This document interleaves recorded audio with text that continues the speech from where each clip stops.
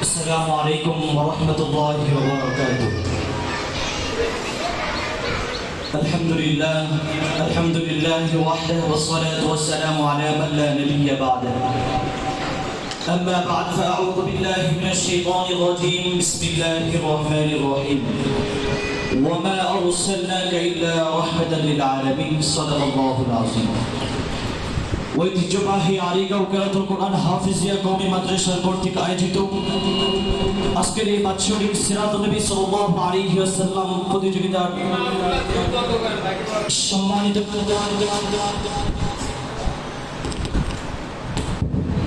সম্মানিত সভাপতি, বিজ্ঞ বিচারক মণ্ডলী ও আমার সামনে বসা সবুজ বাংলার এক জায়গা এলেম পিপাসু ছাত্র ভাইয়েরা, সকলকে আমার পক্ষ থেকে আন্তরিক মোবারকবাদ।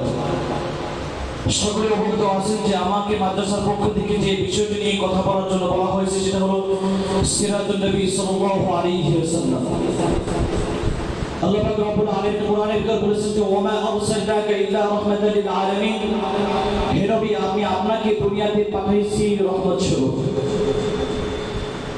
হযরত আদম আলাইহিস সালাতু ওয়াস সালাম থেকে ঈসা আলাইহিস সালাতু ওয়াস সালাম পর্যন্ত আল্লাহ পাক রব্বুল আলামিন দুনিয়াতে অসংখ্য নবী রাসূল পাঠিয়েছেন। হযরত ঈসা আলাইহিস সালাতু ওয়াস সালাম থেকে 570 সাল পর্যন্ত আল্লাহ পাক রব্বুল আলামিন দুনিয়াতে কোনো নবী রাসূল পাঠায় নাই। মানুষের কাছে ইসলামের দাওয়াত দেওয়ার জন্য কেউ আসে নাই। এই জন্য সেই সময়টা ছিল আইমাহে জাহিলিয়াতের যুগ। সেই সময় মানুষকে পথে ফেলতো, মানুষ জিনা বিচারে লিপ্ত হয়ে থাকতো। ঠিক সেই সময় আল্লাহ পাক রব্বুল আলামিন দুনিয়ার বুকে আগমন ঘটাইছিলেন আমাদের নবী জনাব মুহাম্মদুর রাসূলুল্লাহ সাল্লাল্লাহু আলাইহি ওয়াসাল্লাম। আমাদের নবী জনাব মুহাম্মদুর রাসূলুল্লাহ সাল্লাল্লাহু আলাইহি ওয়াসাল্লাম রবিউল আউয়াল মাসে 8 অথবা 12 রবিউল আউয়াল সুবহ সাদিকের সোমবারের দিন সুবহ সাদিকের সময় দুনিয়াতে আগমন করেছিলেন। তার এই আগমনের সুসংবাদ এমন কোনো বস্তু নাই শুনতে পারে নাই। যেমন বাসাহীন প্রাণীরা মানুষের বাসা থেকে শুনতে পেয়েছে, বৃক্ষ থেকে আওয়াজ এসেছে, এমনকি মূর্তি পূজারীরা বাসাহীন মূর্তি থেকে আমাদের নবী জনাব মুহাম্মদুর রাসূলুল্লাহ সাল্লাল্লাহু আলাইহি ওয়াসাল্লামের আসার সুসংবাদ পেয়েছেন। এজন্য ছাত্র ভাইয়েরা, আমাদের নবী জনাব মুহাম্মদুর রাসূলুল্লাহ সাল্লাল্লাহু আলাইহি ওয়াসাল্লাম যখন দুনিয়াতে আগমন করেছিলেন তখন তিনি এতিম অবস্থায় আগমন করেছিলেন। এতিম হয়ে দুনিয়াতে জন্মগ্রহণ করা, এতিম হয়ে থাকা কি যে কষ্টের বিষয়, যারা এতিম একমাত্র তারাই বলতে পারে। শুধু আমাদের নবী সাল্লাল্লাহু আলাইহি ওয়াসাল্লাম এই কষ্ট করেন নাই, বরং তাকে যখন ইসলামের দাওয়াতের জন্য হুকুম করা হয়েছিল, আদেশ দেওয়া হয়েছিল, তখন তিনি মানুষের মাঝে ইসলামের দাওয়াত নিয়ে গিয়েছিলেন। মানুষরা তাকে কি করেছে? মক্কার কাফের মুশরিকরা তাকে কি করেছে? লাঞ্ছিত করেছে। এবং তায়েফের ছোট ছোট বাচ্চাদেরকে আমাদের নবী জনাব মুহাম্মদুর রাসূলুল্লাহ সাল্লাল্লাহু আলাইহি ওয়াসাল্লামের পিছনে রেখে দিয়েছিল। সেই তায়েফের ছোট ছোট বাচ্চারা আমাদের নবী জনাব মুহাম্মদুর রাসূলুল্লাহ সাল্লাল্লাহু আলাইহি ওয়াসাল্লামের শরীরের ভিতরে পাথর নিক্ষেপ করেছে।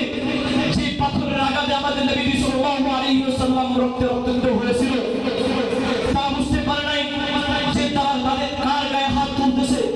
যাকে সৃষ্টি না করলে দুনিয়ার কোন জিনিস সৃষ্টি হতো না, যাকে সৃষ্টি না করলে আপনি আমি সৃষ্টি হতাম না, এমন একজন নবীকে তারা কি করেছিল? আঘাত করেছিল।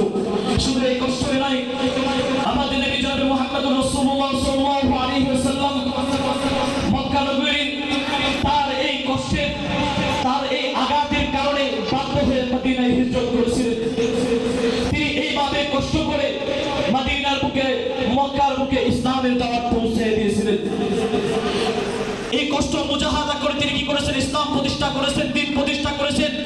কিন্তু বর্তমান আমাদের সমাজে, বর্তমান আমাদের দেশ, এই দেশের বিষয়ে কিছু কাফের মুরতাদ আছে যারা এই দ্বীনকে নিয়ে কটূক্তি করে। তারা জানে না যে এই ইসলামের ইতিহাসটা কি, এই ইসলাম কত কষ্ট করে দুনিয়াতে আগমন করেছেন, এই ইসলামটা কত কষ্ট করে দুনিয়াতে প্রতিষ্ঠিত হয়েছিল।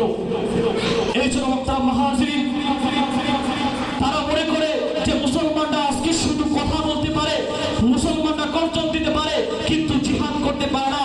আমি বলতে চাই, তুমি যে কাফের মুশরিক হও না কেন, তুমি যদি নবীর বিরুদ্ধে কথা বলো, তুমি যদি নবীজির আদর্শ বিরুদ্ধে কথা বলো, তাহলে টেকনাফ থেকে তেতুলিয়া, রূপসা থেকে পাটুলিয়া, বাংলার সকল মুসলমান ঘর থেকে বের হয়ে যাবে তোমার বিরুদ্ধে জিহাদ করার জন্য। যখন বাংলার সকল মুসলমান তোমার বিরুদ্ধে জিহাদ করার জন্য বের হয়ে যাবে, তখন তুমি পালানোর জন্য কোনো রাস্তা খুঁজে পাবে না। এই জন্য মহাজির, আমাদের এই সিরাজুন নবী সাল্লাল্লাহু আলাইহি ওয়াসাল্লাম উপলক্ষে উদ্দেশ্য কি? আমাদের নবীর ইতিহাস জানা, আমাদের নবীর ইতিহাস ছেড়ে সে ইতিহাসের উপর কথা বলা, মানুষের কাছে দিনকে ভালোভাবে পৌঁছায় দেওয়া, যা দিনকে বোঝে না। এর জন্য ছাত্র ভাইয়ারা আমার, আমাদের নবী সাল্লাল্লাহু আলাইহি ওয়াসাল্লামের ইতিহাস পড়তে হবে, ইতিহাস জানতে হবে, মানুষের মাঝে নবী সাল্লাল্লাহু আলাইহি ওয়াসাল্লামের ইতিহাসকে তুলে ধরতে হবে। হাদিসের ভিতরে আছে যে নবীজির আদর্শ থেকে, নবীজির জীবন থেকে যে ব্যক্তি কোনো কিছু শিখতে না পারলো, তাহলে সে প্রকৃতপক্ষে ঈমানদার হতে পারলো না, প্রকৃতপক্ষে মুমিন হতে পারলো না। এর জন্য ছাত্র ভাইয়েরা আমার, আমাদের নবী সাল্লাল্লাহু আলাইহি ওয়াসাল্লামের আদর্শ থেকে আদর্শ শিখতে হবে, তার সুন্নাত পালন করতে হবে, তার সুন্নতের প্রতি আমাদের গুরুত্ব দিতে হবে, মানুষকে দাওয়াত দিতে হবে। যারা নবী সাল্লাল্লাহু আলাইহি ওয়াসাল্লামের সুন্নতকে রাখে না, যারা নবী সাল্লাল্লাহু আলাইহি ওয়াসাল্লামের সুন্নতকে পালন করে না, তাদেরকে বলতে হবে যে ভাই, তুমি তো নবীর উম্মত দাবি করো, কিন্তু তোমার ভিতর তো নবী সাল্লাল্লাহু আলাইহি ওয়াসাল্লামের কোনো সুন্নাত নাই, তাহলে তুমি কিভাবে নবী সাল্লাল্লাহু আলাইহি ওয়াসাল্লামের উম্মত দাবি করো? এই জন্য প্রিয় ছাত্র ভাইরা, এখন আমরা শিখতে এসেছি, আমাদের শিখতে হবে, আমাদের নবী সাল্লাল্লাহু আলাইহি ওয়াসাল্লামের জীবনী পড়তে হবে। আল্লাহ পাক রব্বুল আলামিন আমাদের সকলকে নবী সাল্লাল্লাহু আলাইহি ওয়াসাল্লামের সিরাত সম্পর্কে জানার, সিরাত নবী সাল্লাল্লাহু আলাইহি ওয়াসাল্লামের জীবন সম্পর্কে জানার এবং সেই জীবন অনুসারে আমাদের আমল করার তৌফিক দান করুন। সকলে বলি আমিন। ওয়া আখিরু দাওয়ানা আলহামদুলিল্লাহি রাব্বিল আলামিন। আসসালামু